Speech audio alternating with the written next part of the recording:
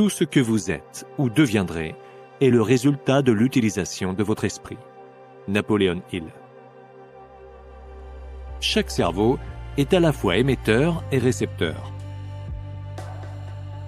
Plus fréquemment que je peux le quantifier, j'ai prouvé, du moins à ma propre satisfaction, que tout cerveau humain est à la fois un émetteur et un receveur quant à la fréquence des vibrations de pensée. Si cette théorie était confirmée par des méthodes de contrôle scientifique, imaginez le rôle qu'elle jouerait dans la compilation, la classification et l'organisation des connaissances. La possibilité, beaucoup moins que la probabilité d'une telle réalité, ébranle l'esprit de l'homme. Thomas Paine fut l'un des grands esprits de la période de la Révolution américaine.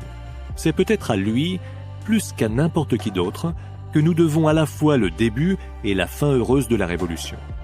Grâce à son esprit aiguisé, il a aidé à rédiger la Déclaration d'indépendance et à persuader les signataires du document de la formuler en termes réalistes.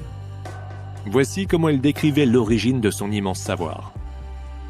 Toute personne qui a fait des observations sur l'évolution de l'esprit humain, en analysant son propre esprit, ne peut que s'être rendu compte qu'il y a deux classes distinctes de pensée. Celles que nous produisons par notre réflexion et celles qui apparaissent spontanément dans notre esprit. Je me suis toujours fait un devoir de traiter ces visiteurs volontaires avec civilité, prenant soin d'examiner, dans la mesure de mes compétences, s'ils méritaient que je les accueille ou non.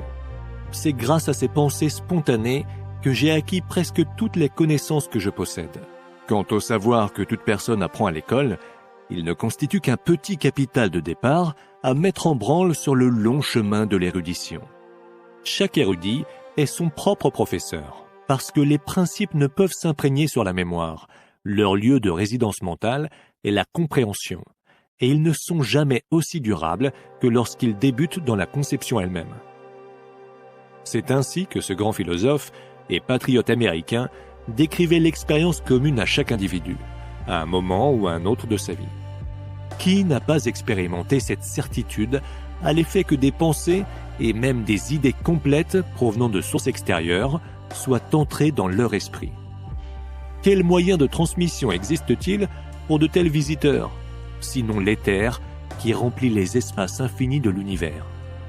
C'est le moyen de transmission de toutes les formes connues de vibrations, telles que le son, la lumière et la chaleur.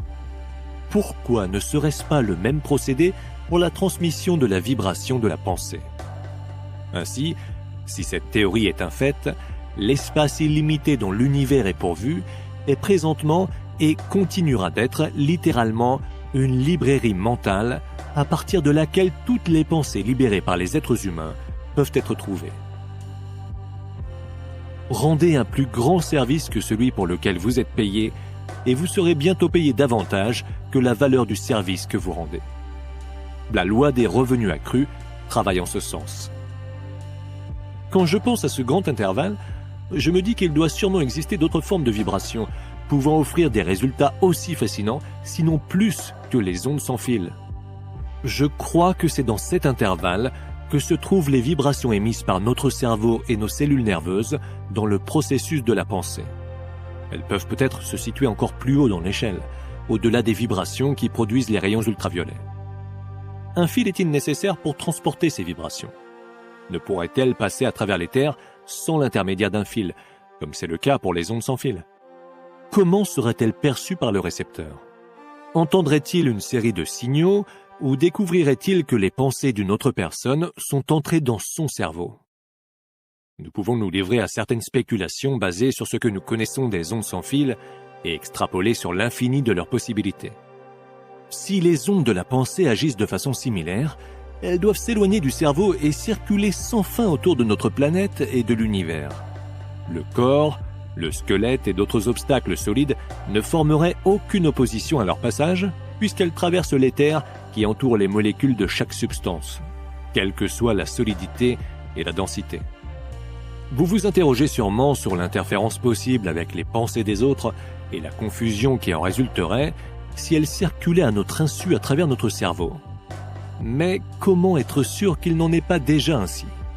Cela expliquerait peut-être certaines perturbations de l'esprit que personne n'arrive à expliquer. Prenons l'exemple de l'inspiration. ou du découragement qu'un orateur peut ressentir en s'adressant à un auditoire. J'ai expérimenté cela plusieurs fois sans être en mesure d'en définir exactement les causes physiques. À mon avis, plusieurs découvertes scientifiques récentes permettent d'espérer que les humains, dans un avenir proche, pourront lire les pensées d'autrui lorsqu'elles seront transmises directement d'un cerveau à un autre, et cela sans l'intervention de la parole, de l'écriture ou de n'importe quelle méthode de communication.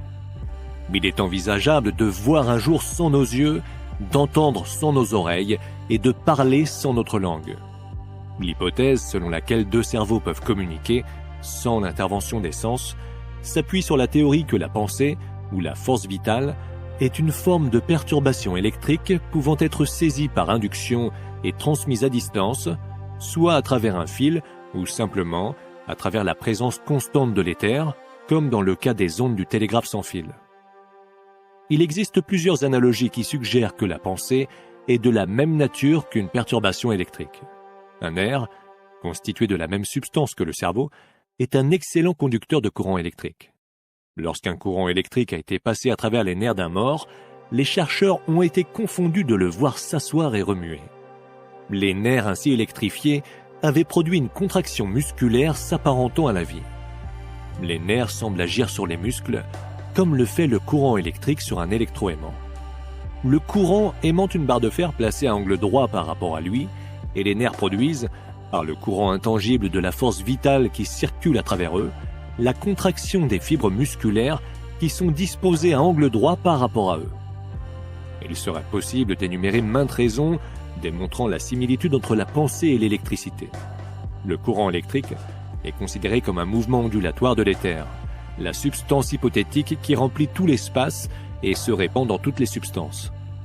J'estime que l'éther doit exister, car sans lui, le courant électrique ne pourrait passer à travers un vacuum et la lumière ne pourrait traverser l'espace.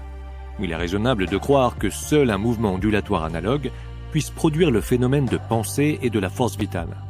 Ainsi, les cellules du cerveau agiraient comme une batterie dont le courant coulerait le long des nerfs. Mais ce courant s'arrête-t-il là?